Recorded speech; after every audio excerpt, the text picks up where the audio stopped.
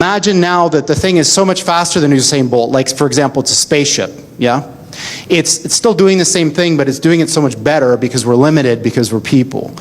So what Kindred is trying to do is solve this problem. How do you build machines that are better than people at everything? Now there's a mental block that we have here when we think about this. Because when you think about that, one of your questions might be, for example, what are the applications of this?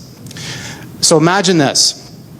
Imagine for $10, let's say, I could build a machine, like a little robot that had fingers and eyes and all that, and it could do your job better than you, no matter what it is, and I could sell that to your employer for, say, $15 and make a profit, instead of having to pay you $100,000 a year.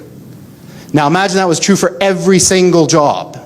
So that's what we're talking about here, is a complete and utter transformative change that of the likes of which has never been seen before in the history of humanity, making the Industrial Revolution look like a little tiny blip on the path that humans have taken from when we emerged from the ooze a few billion years ago. We are right on the verge of that transition now. So this guy, Rich Sutton, is one of the most famous people in the academic world of AI. And like many, when asked, when will this happen, he says things like this. 25% chance within 13 years of this thing that I'm talking about.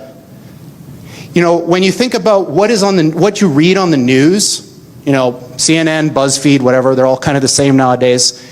Think about how unimportant that thing is that you're reading if this is true. Yeah? So what does this have to do with aliens? So Sam Harris, who I quite admire, is a very interesting guy, was reciting this parable at a TED Talk that he was giving, and it goes something like this. So, say I'm the President of the United States. So I received this message from the heavens. So my microwave dish, my SETI dish, finally captures something. And what it says is, in 50 years, or 13 years, we're coming to your planet. You gotta be ready. Now just imagine what would happen if that happened. A super intelligent alien race beamed down a message to all of us Earthlings saying, we're coming July 13th, 2030, and boy, you better be ready because the mothership is landing right on the front lawn of the White House or wherever you wanted to land on that day. The amount of resources that would be marshaled to try to figure out what to do would encompass the whole world. AI is just like that. So when this thing that I'm talking about happens, it's going to be exactly the thing that you're thinking about those super intelligent AIs. So the one thing I can tell you is they're not going to be like us. So alien means, you know, different. These things that we're building are not going to be people. They might be really smart, they might be really good at all sorts of different things, but they're not going to be like us. They're going to be aliens. And they're going to be, I'm sorry to say, way smarter than every single person in this room, in ways that we can't even comprehend. So this, of course, triggers a lot of alarm. One of the guys who talks about this is Elon, who says things like this, like, when you do this, beware. Because you think, just like the guy in the stories, that when you do this, you're going to put that little guy in a pentagram, and you're going to have your holy water out, and you're going to wave it at the thing, and by God, it's going to do exactly what you say and not one thing more, but it never works out that way. So this is an attitude that some are having, this emerging alarmism about the way this is going to go. But these words, demons, doesn't capture the essence of what's happening here. I don't know if any of you are turn-of-the-century weird fiction fans, but there's this guy named H.P. Lovecraft, who's a very famous American weird fiction author.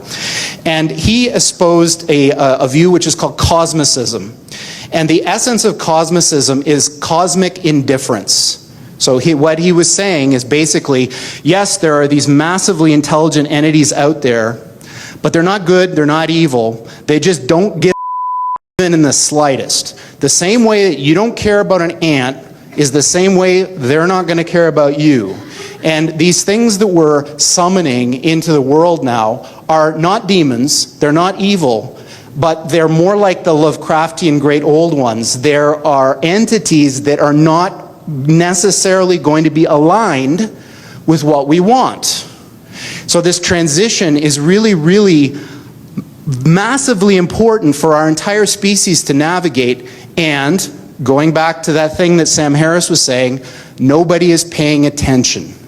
This thing is happening in the background while people bicker about politics and what's going to be in the healthcare plan in the US. And underneath it all is this rising tsunami that, if we're not careful, is going to wipe us all out.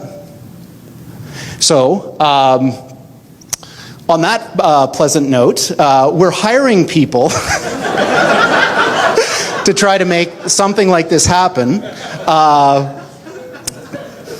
Of course, you know, this is a very difficult project, of course, and I'm kind of a little bit tongue-in-cheek about all this, like, you know, how bad things are, because it's not really like that. You know, technology is a double-edged sword. Even something like this, it's a